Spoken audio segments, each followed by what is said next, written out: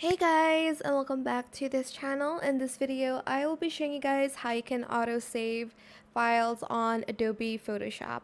So you are going to go to File here, and you are going to go to, wait, is it Edit or... Sorry, you're going to go to Edit, and you're going to go to General. Sorry, I forgot. And then you are going to go to File Handling. Under this file saving option, you're going to select Automatically Save Recovery Information every, for instance, you want it to be 5 minutes, 10 minutes, 15 minutes, 30 minutes to an hour.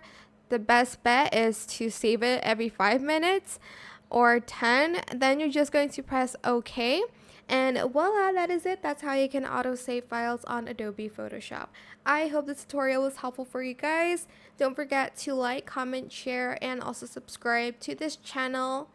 If you haven't done that already, if you have any more questions about this video, just leave it in the comment section down below. I will try my best to answer them all for you guys.